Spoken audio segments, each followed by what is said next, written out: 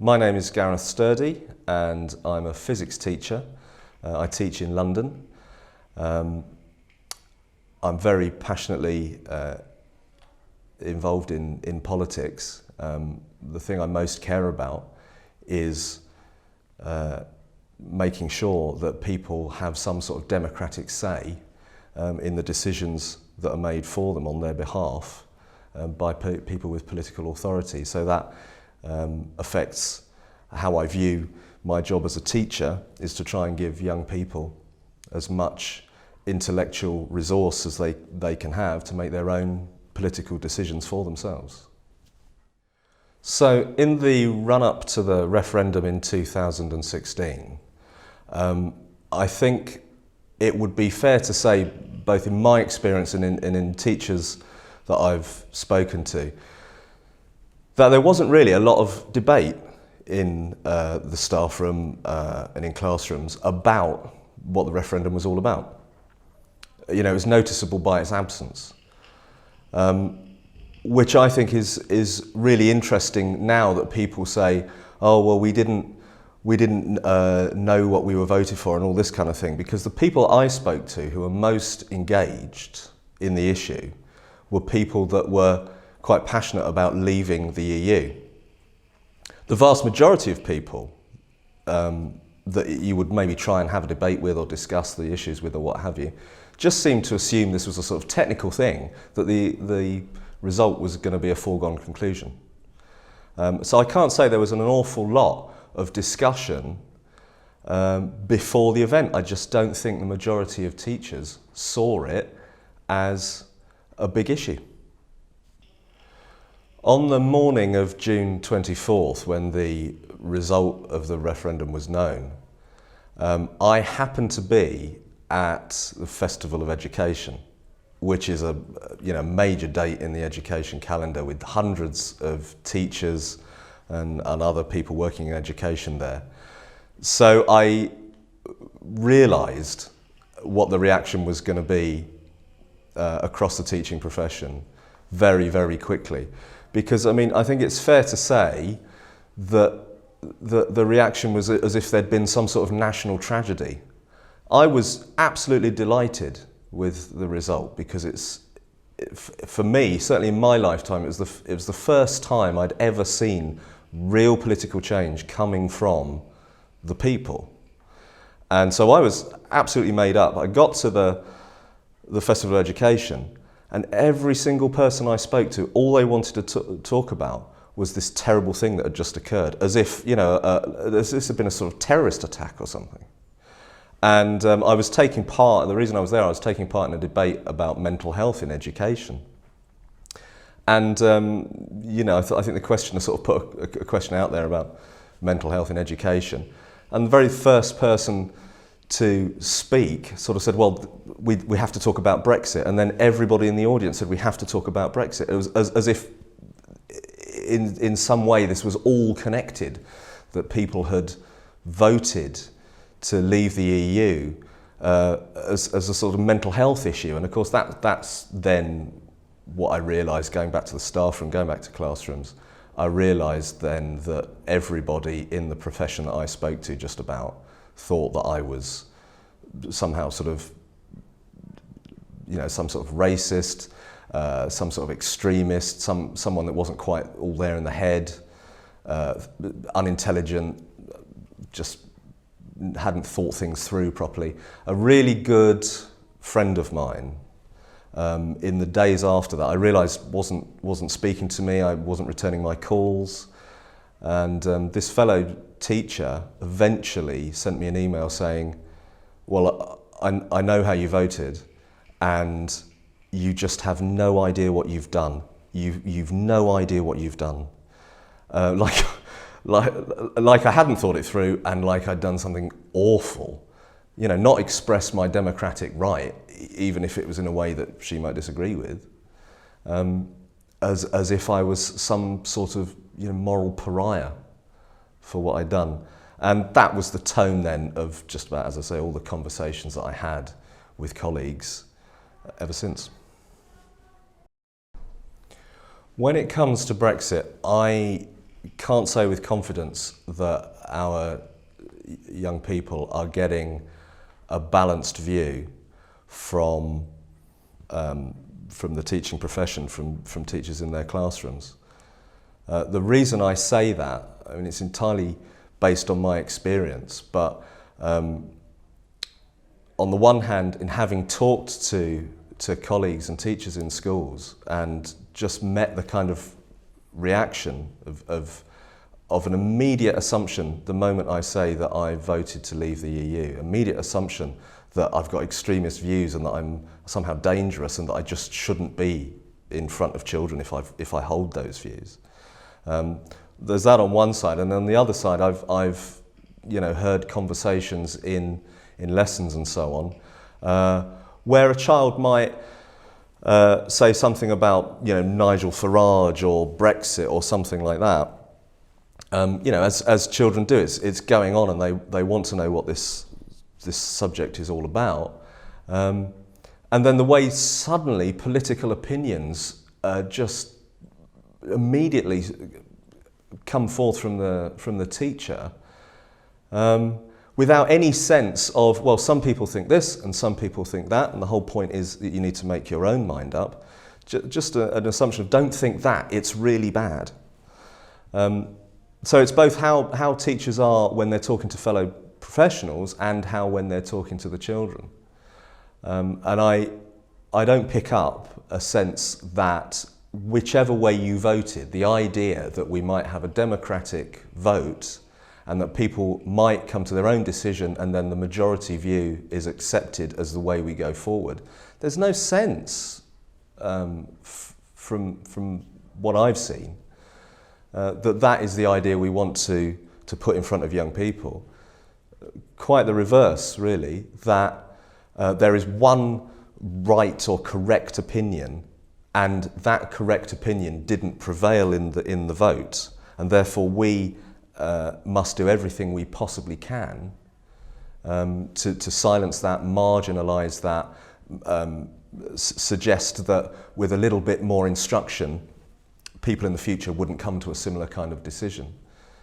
And one of the most troubling aspects that I've seen in the time since the referendum itself is the popularity within the teaching profession of stories that there's been a spike in hate crimes and racist crimes and this kind of activity as a result of Brexit.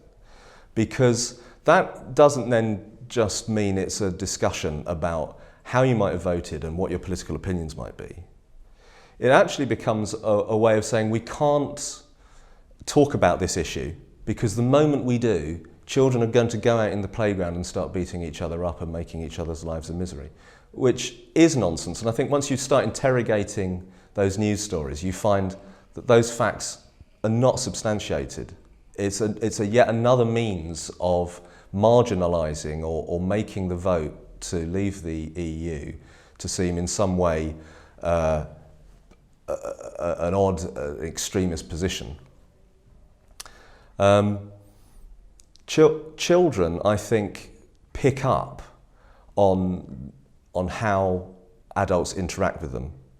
And if adults don't try to behave in a way that is sort of open-minded and free, in which ideas can be freely expressed, if children think that there's something suspect about that, then they will grow up thinking that certain opinions can't be thought.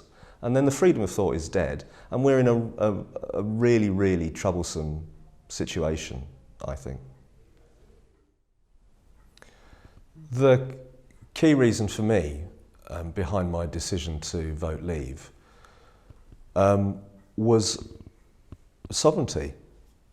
And I would look to a figure like Tony Benn, a figure on the left, somebody that nobody can try and make out, as people often do when I say why I voted leave, that it's some sort of kind of xenophobic, right-wing sort of racist position. I mean, you know, Tony Benn set out some really good political questions, I think, and that's essentially is who governs you, how did they get to that position, and if you don't agree with how they want to govern you, can you kick them out? And it's just really simple that when you apply those questions to the European Union, you find that nobody elected the people that have power. And what's worse, if you don't agree with their policies, there's nothing you can do about it. And it's kind of worse because there's this sort of fig leaf that there's some kind of democratic representation in terms of MEPs and so on.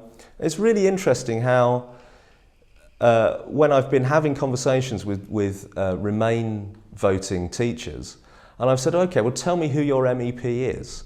And they have absolutely no idea who that person is, or indeed when the last election to appoint them was, and what they stand for, or anything like that.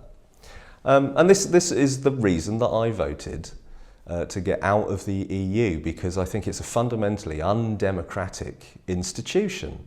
And what upsets me is that a large number of teachers, I think most people recognise, are sort of are left-wing people. They're on the left, and yet they don't seem to understand these kind of fundamental left-wing arguments about sovereignty and what the role of democracy and what the role of the people, popular sovereignty, in making decisions politically is. They just don't seem to understand that, which makes me think that the left's in a pretty poor condition, because it doesn't understand the very reason that the Labour movement existed, which was representation for ordinary people.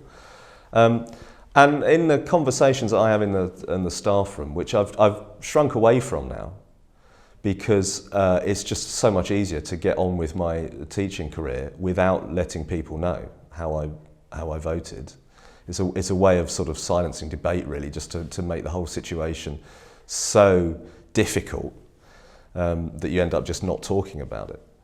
But in the conversations that I have had with people, to try and sort of set out a radical politics that looks back to people like Tom Paine and so on, and say, these kind of decisions, the way the EU even now is using the Irish situation as some sort of political football to get its own way, the way it's trying to get the referendum to be restaged to get the result it wants, the way it's kicking around other nations in Europe like Italy and so on, because it doesn't fall in with the way the EU sees things. When you try and have these conversations with people that are supposed to be educated and are supposed to care about these issues and are supposed to want to transmit some sense of intellectual freedom to the young, you realise that politics is in a pretty poor state.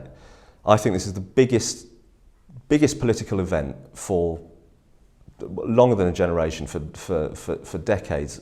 It's just the most biggest thing, and it's affected society from top to bottom. It's really opened up politics. It's an incredibly exciting time, actually. The first time in however long.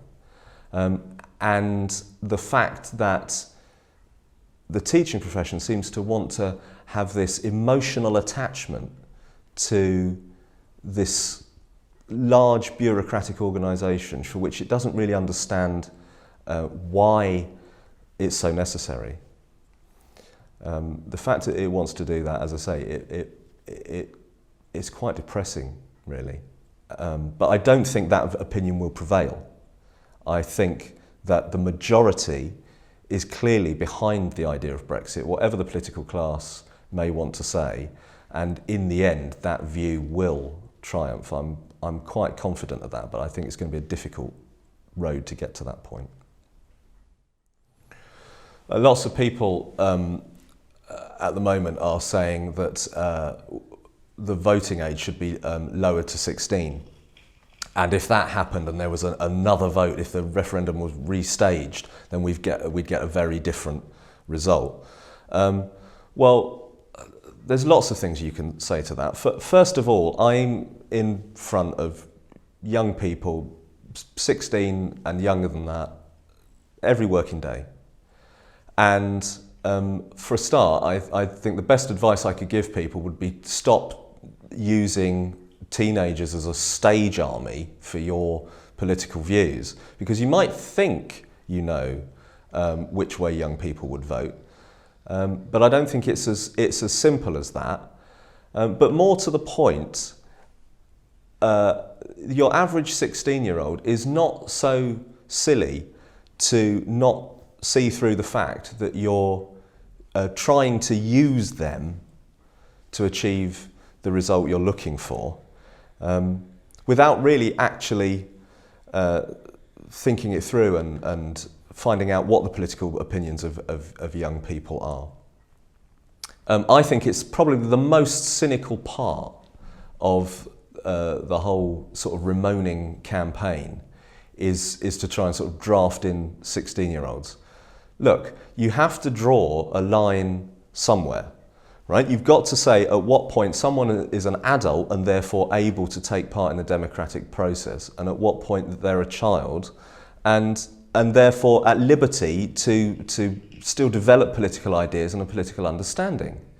Now, in the society that we have at the moment, the idea that you become an adult at 18 is really clearly drawn.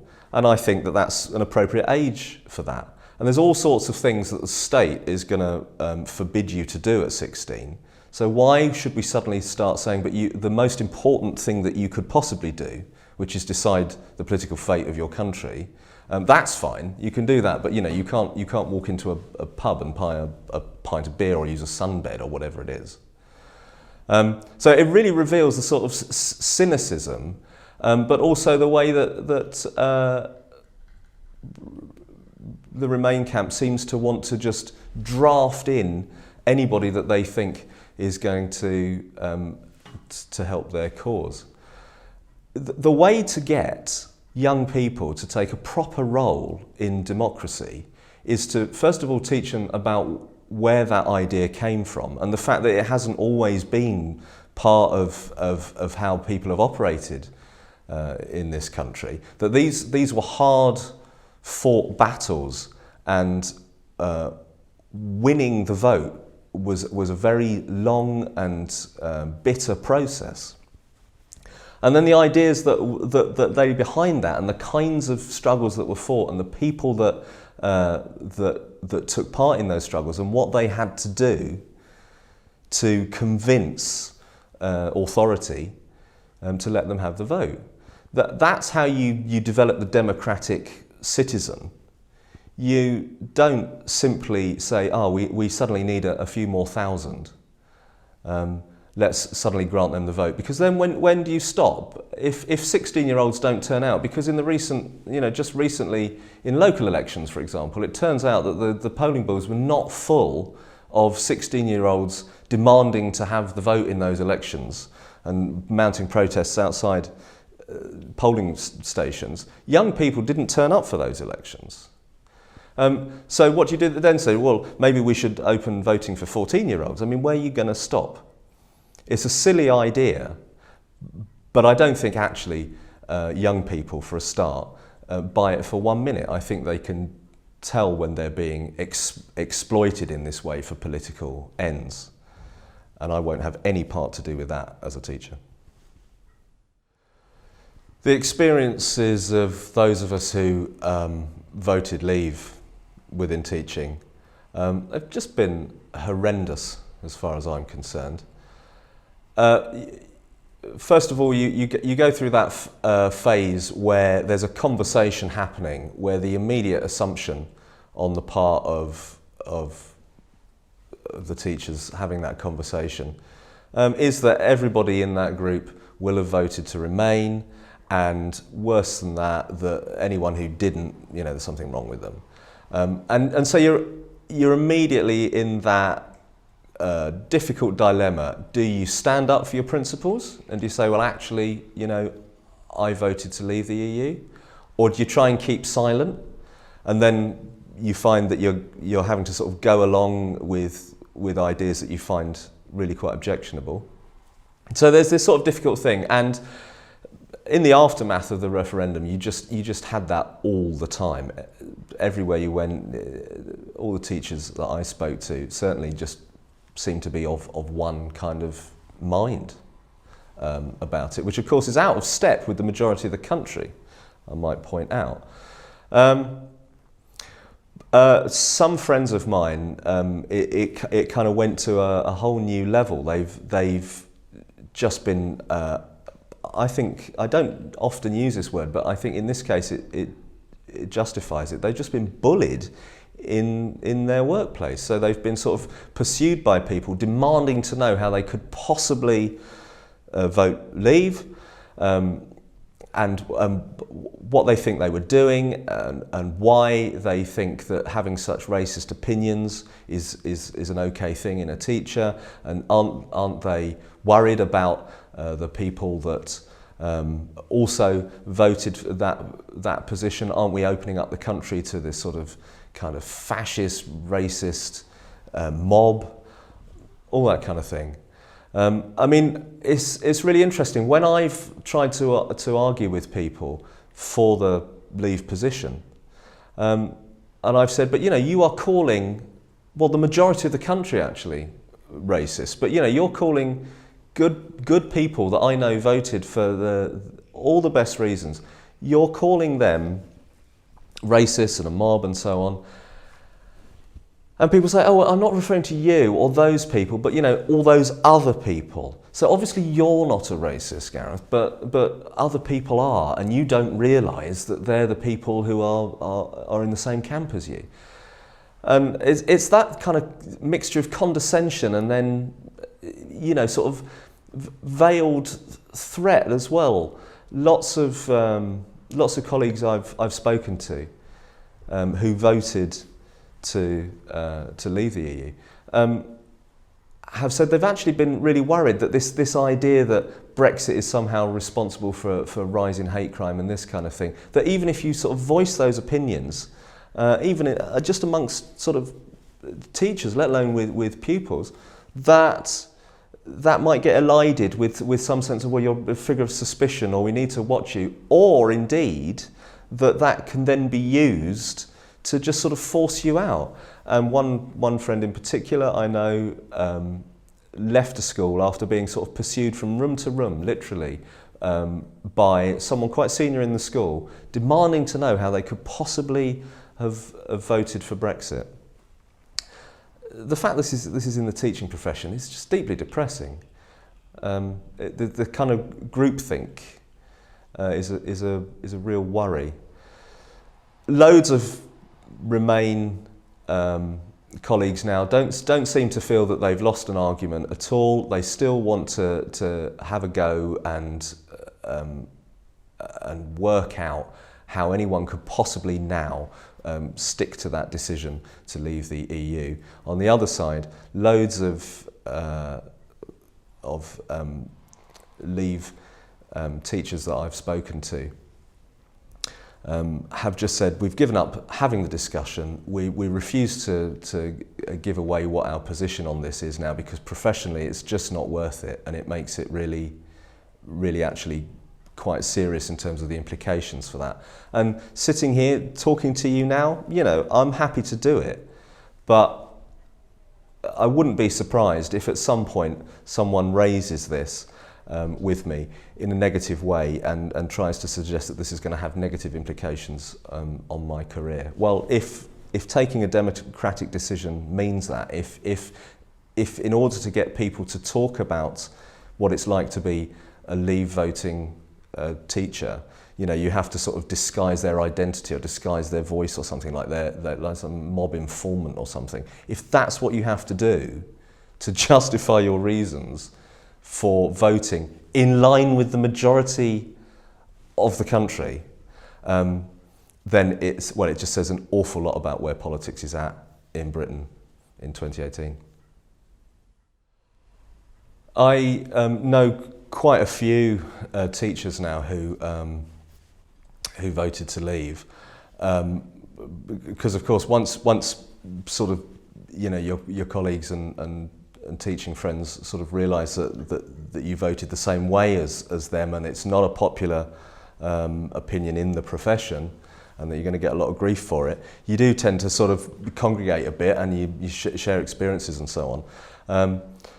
And so I've got friends who've been approached to sort of come on camera like this and talk about what it's like to be a teacher who voted leave, and they just won't do it. They're too frightened to, because of the reaction that they believe that they're going to get. And you can say to people, look, it's going to be okay. Nobody needs to know your identity. We can disguise that. You can disguise your voice or whatever. People can do sort of clever things with these interviews, but they just don't.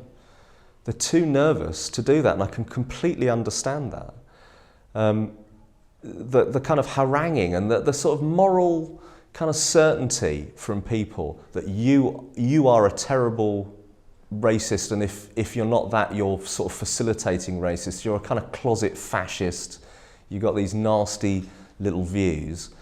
That's such a prevalent view within the profession that people don't have any problem going to people in leadership, head teachers, and saying, you want to watch that person, I'm not sure that they're appropriate to be in front of children. That kind of whispering campaign is going on behind the scenes anyway. To go on camera and say, yep, sure, this is how I voted. Some people consider that to be a kind of, professional suicide, and that's the position we're in. It's as if you've done something terrible to have voted for Brexit. One of the surprising sort of results, I think, of being a leave voting teacher is that I've met a few people now who have gone on to supply work, who are now supply teachers. So they've given up a kind of formal full-time teaching role to go on to supply. Now, I mean, there's a kind of retention and a recruitment crisis in teaching at the moment. But one of the really interesting things about this is that I think Brexit has exposed the kind of mentality in teaching at the moment. And if, like myself, you went into teaching to inspire young people and to get people to think for themselves and to enjoy the sort of intellectual worlds that open up for you, to find actually that your colleagues are some of the most kind of narrow-minded, closed-minded, illiberal people, that's a real shock to the system. And it's no surprise, I think, that people are thinking, well, hang on, is this profession what I signed up to? Before the referendum, the TES, I think, ran a piece saying that 70% of the teaching profession were expected to vote for Remain. And I don't know if there's any data gathered on what the actual result of the number of teachers that did vote for Remain were. But there was this real sort of sense of the teaching profession being actually out of step with the rest of the country. Now we know that lots of people in the media and lots of people in the political class and so on had an overwhelming percentage voting Remain. But to find that kind of consensus is within teaching, and within teaching which is widely regarded, I think, with a degree of legitimacy to be a sort of left-wing kind of radical sort of profession, to find that actually it's solidly behind the mainstream, and that if anything it's quite reactionary when you voice a radical opinion, then that makes the soul go out of the job, certainly for me. And I know from my experience that several colleagues have said, I think teaching's not what it was. That's just one of the results, and shows you how far-reaching this Brexit vote is going to turn out to have been in the history of this country.